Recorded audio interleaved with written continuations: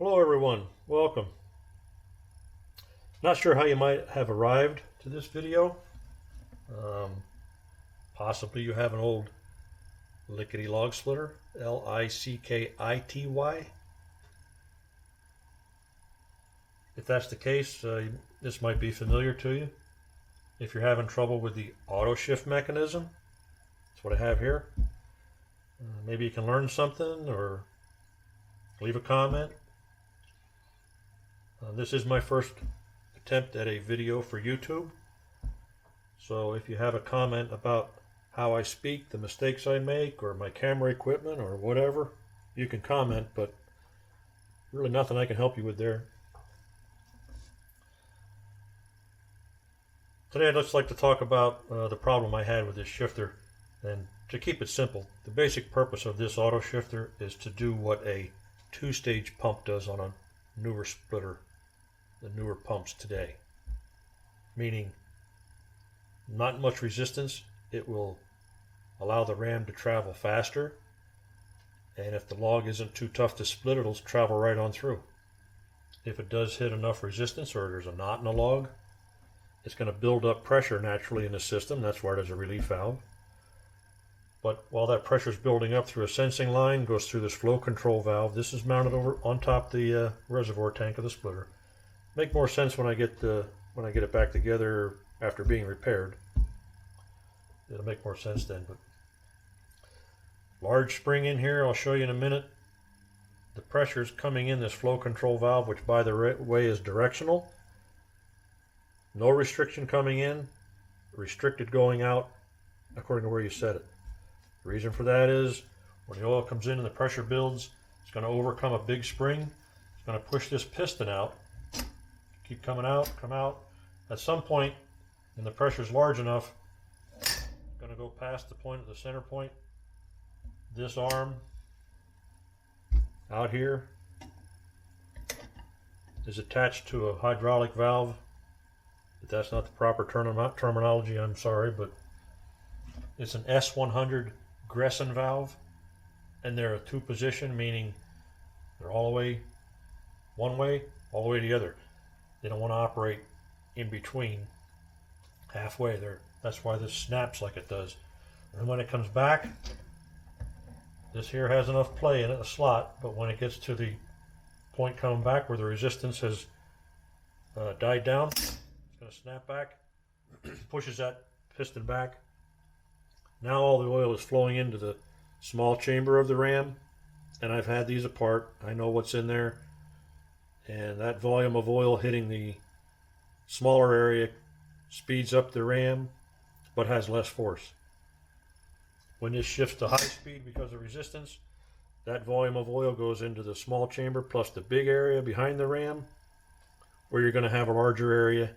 Larger area is going to give you more force, but it's also going to slow the ram down. So this particular one, I was having trouble with the shifting. It was going part way and wandering around and coming back at the wrong time. And there are some adjustments you can make on this threaded rod right here.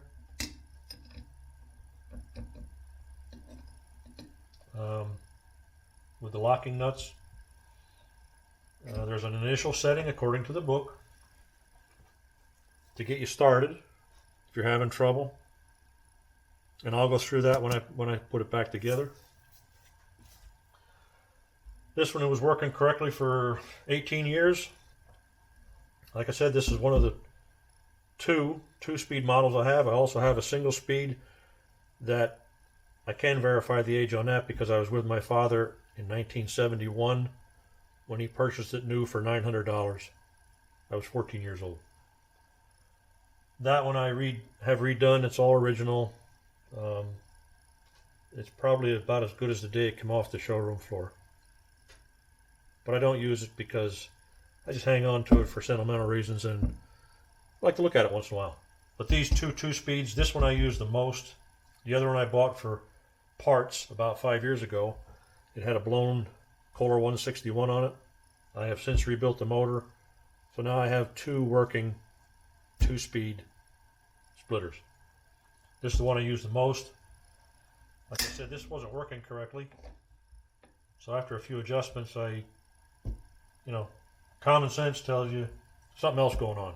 So there's 2 bolts up on this end that bolt fast to the splitter. Here. Take your sensing line off, bring it in, put it on a workbench. So I bring it in. I mean, really the only thing you can check is everything's internal here. Everything out here you can see. Took the spring off. Took the lock nut off the end. There's obviously threads here. So you unthread this cap. Start pulling that off. There's where the oil comes in your flow control valve through an elbow. I've had a gauge on here already just to check the pressure to make sure everything's working. I don't need that anymore. I know when it's working right. There's your only soft good in the whole thing. 1 O-ring. It's not a special size, easy to find. So at that point you can start taking the guts out. There's your threaded rod.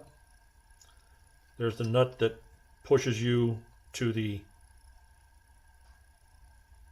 high pressure, slow speed mode. And then the other one I took off obviously to get it out of that arm there. So there's a cap on here. There was. Just keep in mind I had this is just for video. External snap ring. Take that off. Take the keeper off. Slide the spring off. There's your problem. That's why it wasn't acting correctly. I was somewhat happy to find that, but then also disappointed very quickly after that to even think of how or where I was going to find a spring like that. Anyway, I knew that I had ordered some parts for the single speed many years ago, and it was from a place in California because lickity's out of business. So I go on the internet and I look around and I come up with the name of Webb's, and if you have a lickity splitter, I'm sure you've heard of it. I did find a couple phone numbers, and it was a Sunday afternoon. I thought, well, I'll give them a call, and at least if I get an answering machine or whatever, I'll know that I have the right place and I can call tomorrow. And I was still skeptical that they'd have the spring like that. So I dialed the number, and after the 3rd ring, a gentleman answers. I apologized for calling on a Sunday, and if it wasn't Webb's, I apologize again. And the man interrupted me and says, "You've got Webb's." Great. I said, "Why would you be there on a Sunday?" And he said he was finishing up some paperwork and some other items. He gave me the correct number because here I had dialed their fax number. And after we spoke a little bit, I said, "I'll call back tomorrow." He said, "What are you looking for?" I said, "I have a lickity log splitter," because they sell other items. And the auto shift mechanism he's very familiar with. I said, "I took it apart and the large spring inside is broken." And he said, yes, he's seen that before, heard of it, and yes, he had one. So I was immediately elated, very appreciative that I could even find one, because I thought this was just going to be a parts machine. Anyway, he even took it a step further and he said, "If you give me your credit card information and your address, I'll see that it gets shipped out. So when I get it, given what's going on in the world today, it might be a little more delay.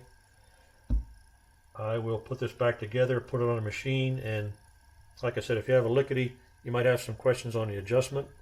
I'll go through the initial setup, and after it's show you how it works when it's on the machine. If you don't have a lickity log splitter, yeah, you might be looking for some entertainment these days, sitting home. So hopefully I can entertain you. But I see this video is getting close to 10 minutes, and one of the things I've always thought about is if I ever do a video for YouTube to try to keep it around 10 minutes. Because when I'm looking for information on things, that's about the cutoff for me. So when I get the spring, we'll get it back together, and it'll be maybe more interesting once it's back on the machine. and we'll show you how it works. So I appreciate you watching. I'm not looking for views. I'm just thinking maybe somebody needs a little help out there. And maybe I can help you out, maybe not. So we'll see you on the next one. Thanks for watching. Goodbye.